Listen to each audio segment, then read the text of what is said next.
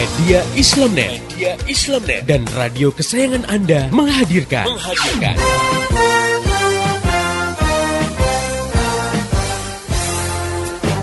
Voice of Islam. Saya pernah nonton satu acara televisi, di situ ada party, pesta-pesta di sebuah diskotik, lalu dibikin kuis. Cuman kuis itu syaratnya hanya boleh diikuti oleh pengunjung yang bawa alat kontrasepsi, alias kondom. Ternyata banyak yang bawa. Paling datang itu anak muda semua gitu kan. Kita ditanya, kenapa kamu bawa? Loh, kita kan nggak tahu apa yang terjadi setelah ini. Wow, jadi kan sudah sedia payung sebelum hujan gitu ya. Sedia kondom sebelum berzinah. Astagfirullahaladzim ya. Kenapa kok seperti terjadi? Karena satu, karena kita sudah hidup di alam sekuler. Hidup dengan landasan memisahkan agama dari kehidupan. Jadi agama udah nggak dipandang. Asma binti Yazid al-Ashhaliyah yang sedang dia ingin menanyakan satu masalah di hadapan Nabi dan para sahabat. Nah, saat itu ada forum Nabi dengan para sahabat.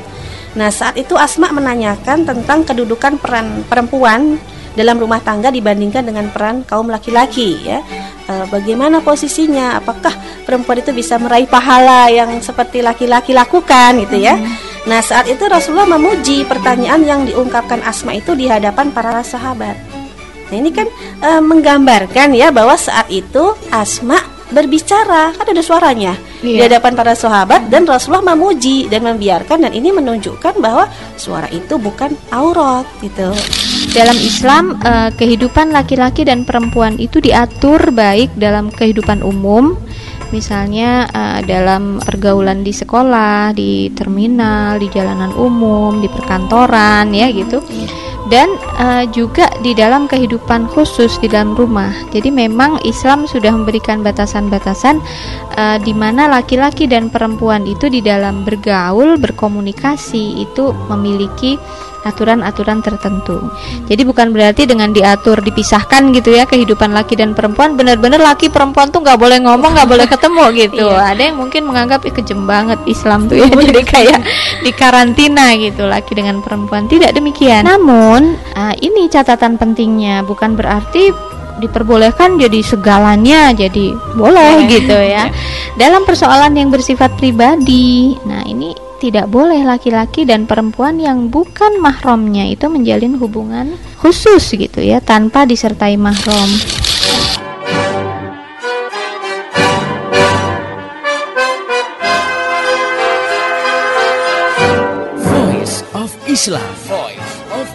Voice of Islam.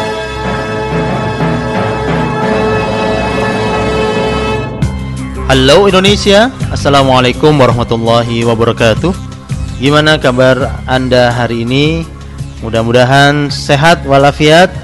Tetap beriman kepada Allah. Semakin beriman, semakin mencintai syariat Islam, semakin bersyukur atas apa yang telah dikarunikan Allah kepada kita, semakin bersabar atas apapun yang menimpa kita. Baiklah pendengar yang budiman, kembali hadir di ruang dengar Anda, program Mutiara Fajar, kerja bareng Media Islamnet dengan radio kesayangan Anda ini. Dan kali ini menghadirkan rubrik kisah teladan bersama saya Umar Abdullah sebagai naratornya dan Davi Erlangga sebagai penata suara dan lagunya. Pendengar yang budiman, sering kita jumpai semangat kita berlipat ganda justru ketika kita sedang berlapar-lapar di siang hari bulan Ramadan. Justru pada saat waktu kita di malam hari banyak tersita untuk sholat tarawih. Berbagai aktivitas kebajikan mampu kita lakukan bahkan dalam kadar yang kita sendiri terheran-heran. Pendengar yang budiman, nampaknya semangat ini kita dapatkan setelah kita memompanya dengan melaksanakan kewajiban-kewajiban dan menambahnya dengan yang disunahkan oleh Allah Subhanahu wa taala, sehingga nyaris tak ada waktu lagi, tak ada kesempatan lagi untuk melakukan perbuatan yang mubah yang tidak bermanfaat, apalagi yang dimakruhkan dan diharamkan oleh Allah Sang penguasa hati manusia. Pendengar yang budiman, ketika kedekatan kita kepada Allah makin memuncak, saat itulah pintu pertolongan Allah akan terbuka. Itulah yang kita fahami dari hadis Rasulullah Muhammad SAW. Sesungguhnya Allah Subhanahu wa taala berfirman, barang siapa menghinakan wali atau kekasihku, ia telah terang-terangan memusuhiku. Wahai anak Adam, engkau tidak akan mendapatkan apa saja yang ada padaku kecuali dengan melaksanakan perkara yang telah aku fardukan, aku wajibkan kepadamu. Hambaku yang terus-menerus mendekatkan dirinya kepadaku dengan melaksanakan ibadah sunnah, maka pasti aku akan mencintainya. Maka jika aku telah mencintainya, aku akan menjadi hatinya yang ia berpikir dengannya. Aku akan menjadi lisannya yang ia berbicara dengannya, dan aku akan menjadi matanya yang ia melihat dengannya. Jika ia berdoa kepadaku, maka aku akan mengabulkannya.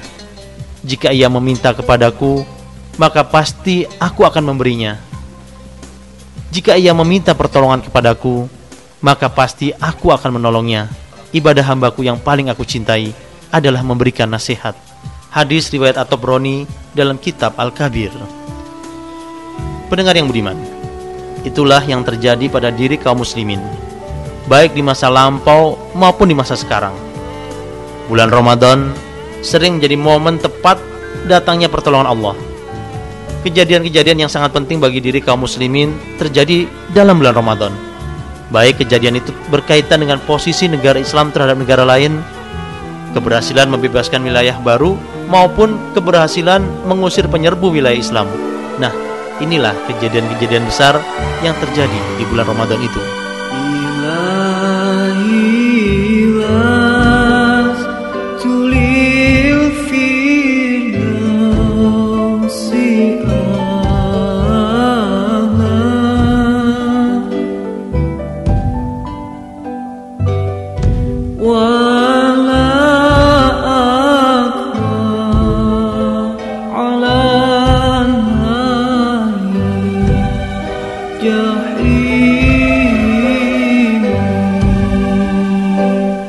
Tujuh 17 Ramadan tahun 2 Hijriah, Perang Badar Al-Kubra.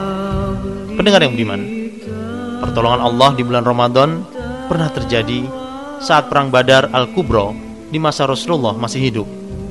Saat itu Rasulullah SAW berangkat dari Madinah pada tanggal 8 Ramadan tahun kedua Hijriah. Pada bulan Ramadan tahun itu, pasukan Islam berangkat keluar Madinah menuju lembah Badar, dipimpin langsung oleh Rasulullah Muhammad SAW. Pasukan Islam berjumlah 305 orang. Pasukan kafir Quraisy sekitar 1000 orang. Hampir semua pembesar kafir Quraisy keluar untuk memerangi pasukan Islam. Pendengar yang budiman, konsekuensi peperangan ini sangat mengerikan tetapi juga menentukan. Hingga Rasulullah Muhammad SAW merasa sangat khawatir kalau pertempuran ini akan memusnahkan kaum mukminin Madinah dari muka bumi. Beliau lalu berdoa kepada Allah meminta pertolongan, karena jika kaum muslimin kalah, maka tak ada lagi yang menyembah Allah di muka bumi ini. Sementara itu, di pihak lain, dedengkot kafir Quraisy yakni Abu Jahal sesumbar, "Demi Tuhan, kita tidak akan pulang sebelum sampai di Badar. Kita akan 3 malam di tempat itu. Kita potong ternak, kita pesta makan-makan dan minum khamr. Kita minta para sinden menyanyi, biar orang-orang Arab itu tahu, mendengar, dan mengetahui perjalanan dan persiapan kita ini, biar mereka tidak lagi menakut-nakuti kita." Begitu sesumbar Abu Jahal. Pendengar yang budiman, sebelum perang terbuka digelar, kedua belah pihak mengawali dengan menurunkan para ksatrianya untuk perang tanding. Dari pihak kafir Quraisy maju Utbah bin Rabi'ah, Syaibah dan Al-Walid. Dari pihak Islam maju Hamzah bin Abdul Muthalib, Ubaidah bin Harith dan Ali bin Abi Thalib. Alhamdulillah, satu persatu ksatria Quraisy ditaklukkan oleh singa-singa Islam. Dan pada Jumat pagi, tanggal 17 Ramadan tahun 2 Hijriah, terjadilah Perang Badar. Kedua pasukan pun berlaga.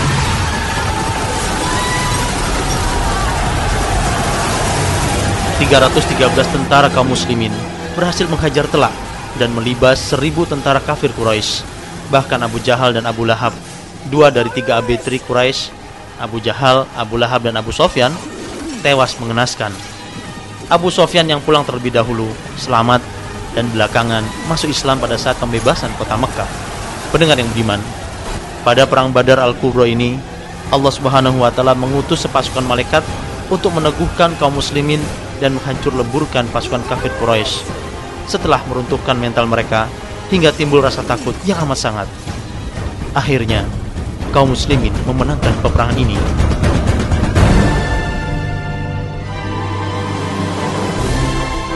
Pendengar yang budiman, Perang Badar Al-Kubra ini merupakan kemenangan besar yang pertama yang sangat menentukan posisi kekuatan kaum muslimin dalam menghadapi kekuatan kaum musyrikin di Jazirah Arab. Dengan kemenangan ini, posisi negara Islam di Madinah yang semula diremehkan mulai bergerak naik menjadi negara adidaya di kawasan Jazirah Arab. Sudah mulai pesta kawan dan anggur sudah dituangkan. Sudah mulai pesta kawan dan anggur sudah dituangkan.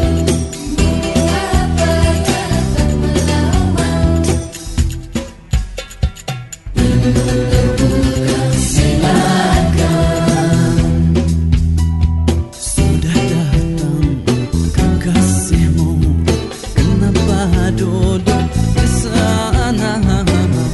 Apa tetap begitu? Masuk kalau bijaksana. Undanganmu sudah ada, kamu buta huruf kasiya dan tak bisa bacanya sambil hilang kesempatan. Sudah mulai pesta kawan dan anggur sudah dituangkan. Sudah mulai pesta kawan dan anggur sudah dituangkan.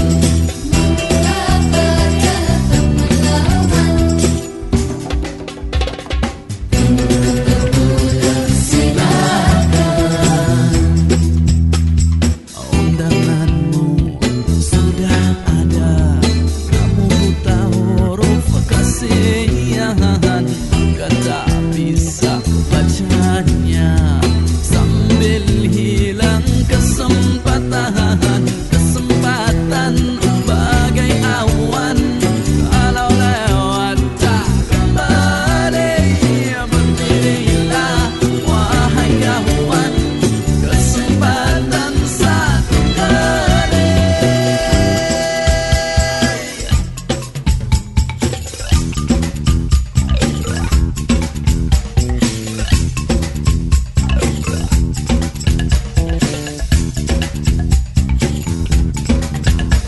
Pendengar yang beriman, kisah kedua adalah pertolongan Allah kepada kaum muslimin pada tanggal 21 Ramadan tahun 8 Hijriah saat terjadi Futuh Mekah atau pembebasan kota Mekah. Nah, beginilah kisahnya.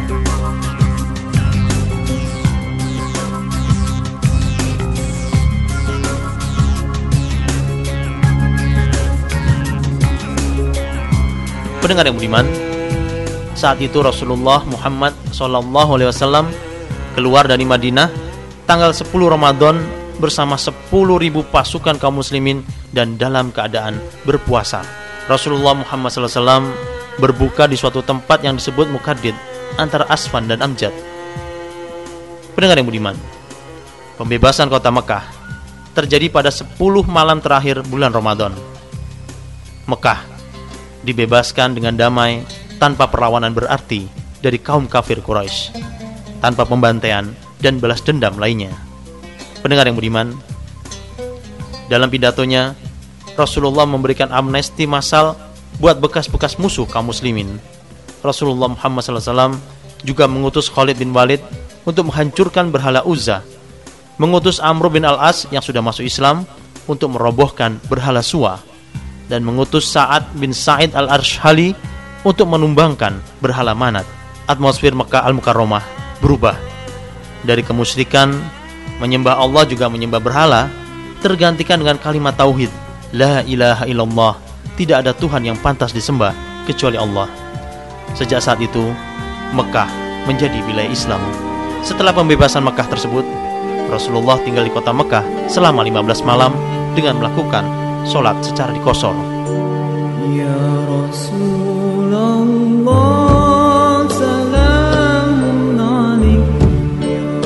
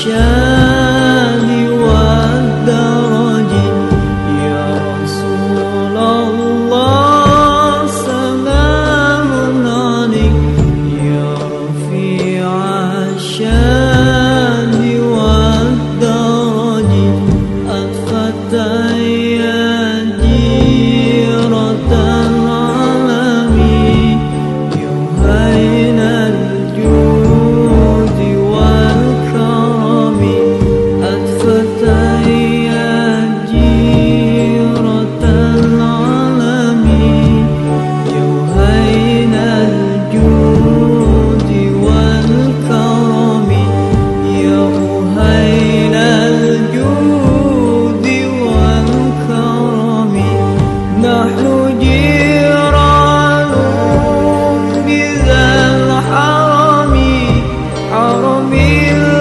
الإحسان والحسن نحن جيران بذا الحرم حرم الإحسان والحسن نحن من قوم به سكنوا وبه من خوفهم أمنوا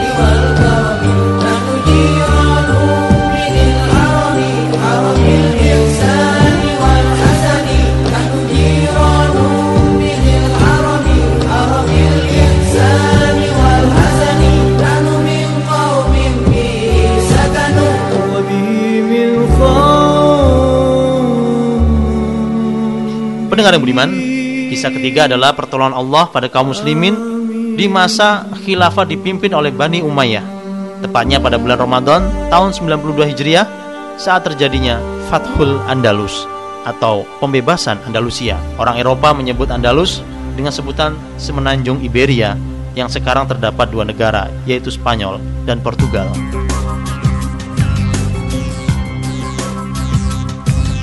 Pendengar yang budiman, saat itu Panglima Tharik bin Ziyad bersama armada tempurnya yang berjumlah 7.000 pasukan menyeberangi selat yang sekarang dinamakan Selat Gibraltar demi membebaskan Andalusia dari kerajaan Visigot di Andalusia yang lalim terhadap rakyatnya.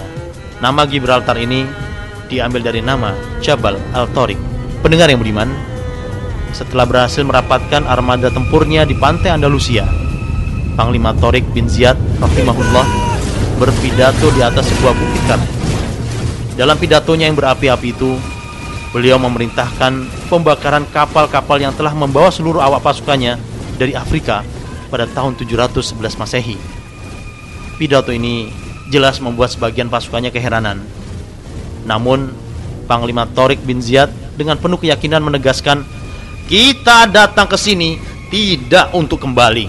Kita hanya punya dua pilihan, membebaskan negeri ini dan menetap di sini serta mengembangkan Islam, atau kita semua binasa."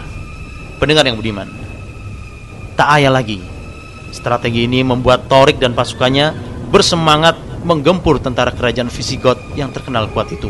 Panji-panji Islam, la ilaha illallah Muhammadur Rasulullah, berkibar-kibar menyertai pertempuran itu.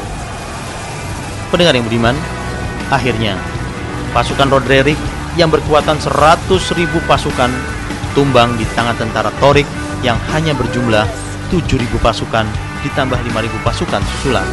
Allahu Akbar. Andalusia pun menjadi wilayah Islam. Sejak saat itu, Andalusia pun menjadi wilayah Islam. Memandang langit yang biru tanpa sang awan, mengungkapkan hati yang kagum mengagungkan kuasamu.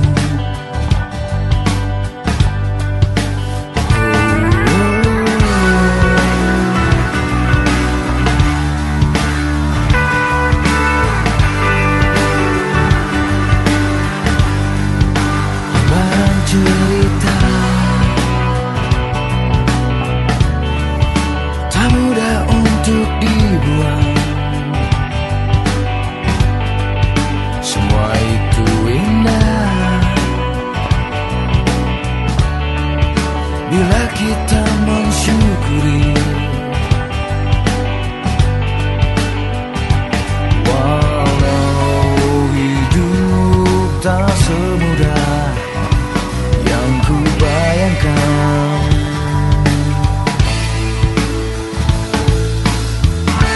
aku hidup di dunia hanya memuja cinta. Ku anggap semua ini karuniamu. Aku hidup di dunia yang haus akan cinta. Teteskan anugerah cinta kasih-Mu. Aku hidup di dunia hanya memuja cinta. Ku anggap semua ini karuniamu. Aku hidup di dunia yang haus akan cinta. Teteskan anugerah cinta kasih-Mu. Teteskan cinta kasih-Mu. Berikan padaku setetes cinta kasih-Mu.